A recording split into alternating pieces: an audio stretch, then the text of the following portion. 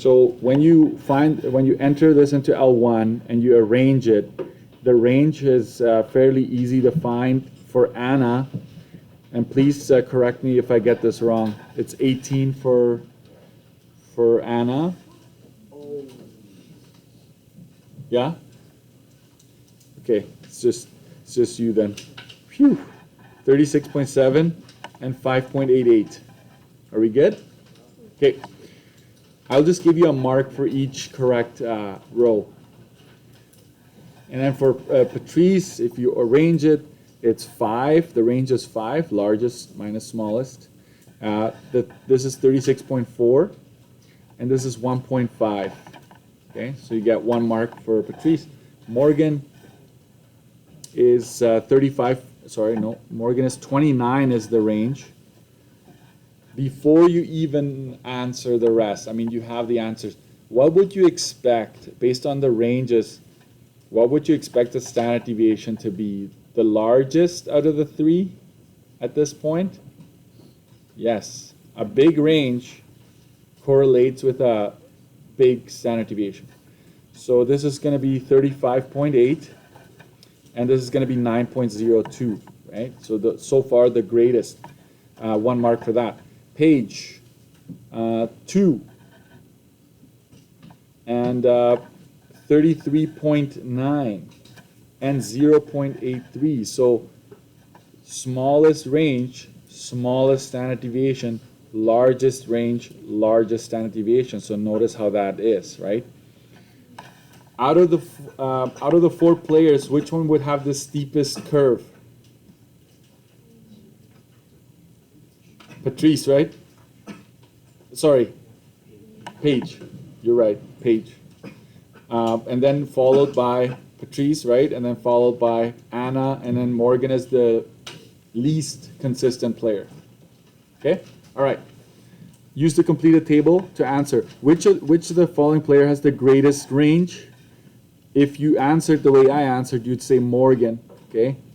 Which one player has the least? Paige. How do the standard deviation of these players compare? So all I want you to say is something like this. If for Paige has the lowest range, and therefore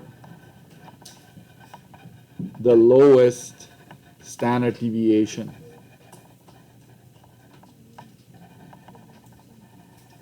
Okay? And then you can talk about Morgan. Okay? Morgan has the greatest range and the largest standard deviation. Okay? Something like that to get to 2 marks there, just to make that correlation between the two. If you were the coach, okay, which player would you substitute into the game and why? What would you think? What would you be looking at as a coach? Forget about standard deviation. What would you be looking for naturally? The highest, you could look at range, but the highest mean, don't we normally look at the mean? Like which player on average scores the most? So which one would that be? It would be Anna, right?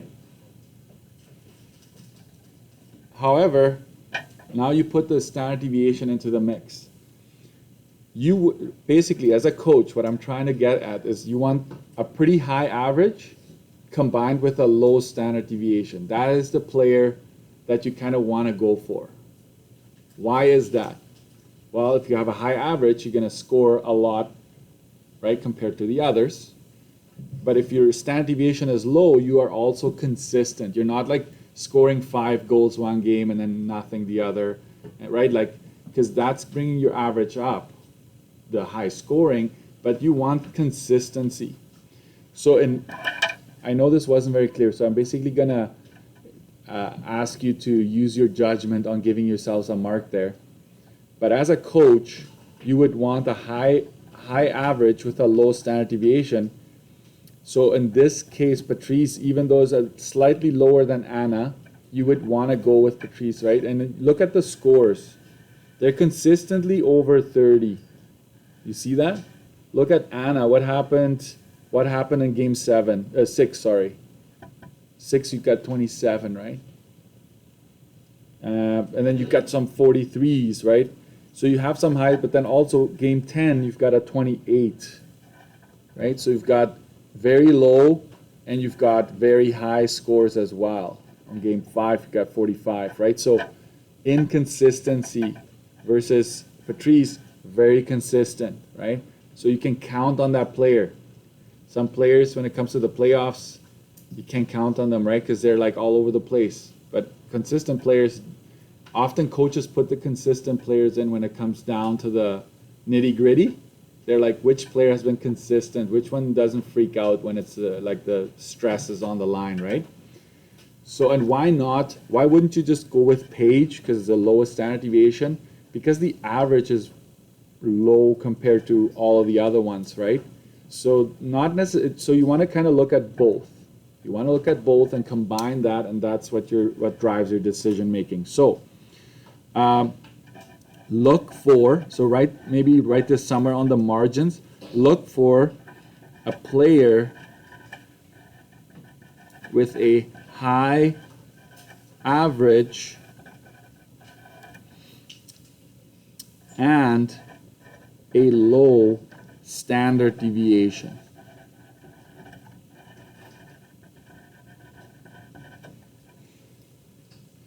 Okay? I would choose Patrice as she has the second highest average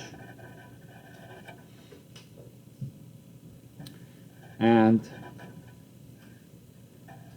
a fairly low standard deviation.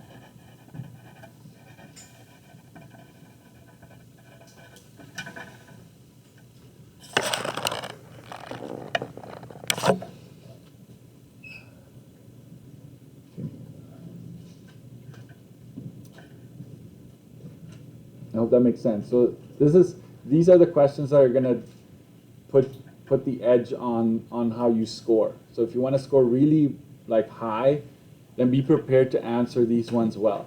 Okay, these ones are going to kind of make the difference between I don't know if you're striving for 100, right? You got to be able to answer those. How would you how would a set of data with a low standard deviation differ from a set of data with a high standard deviation? So here's again kind of repeating what we've already been saying before, but maybe we'll give it a different spin. Maybe we'll add some diagrams to it. Okay, data with a low standard deviation will be clustered around the mean, okay? Because that's what standard deviation calculates, the average distance. So if you had an x-axis and this is your mean, you would have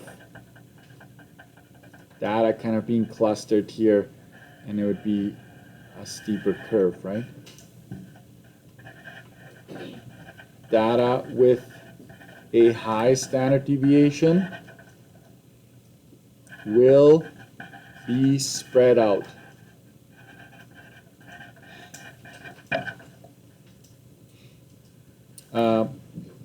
Points are farther away from the mean, right, on average.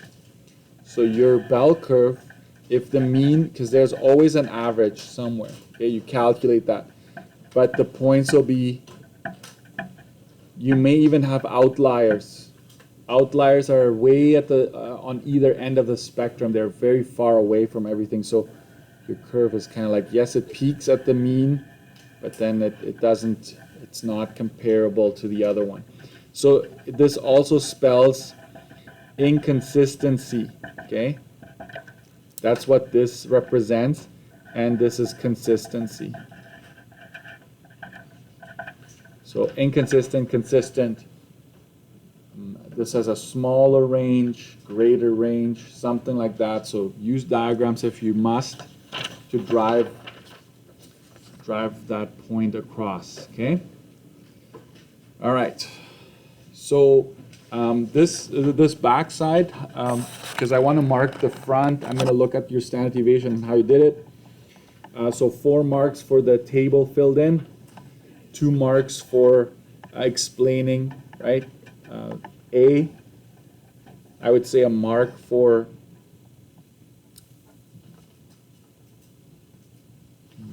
yeah. I think a mark is a little low, but I have a feeling that some of you struggled with that one, so I'm gonna go with 1. So if you think like you totally missed the boat on that one, just give yourselves a 0 for now. But I hope you wrote down some of the things here.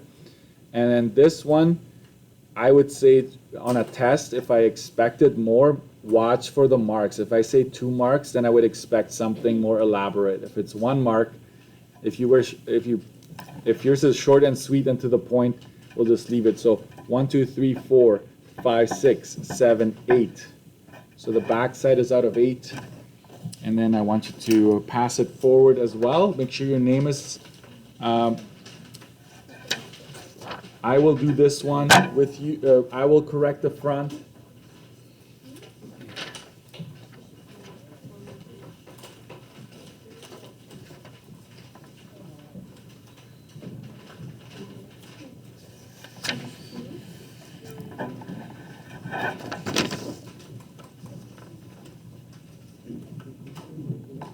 Okay,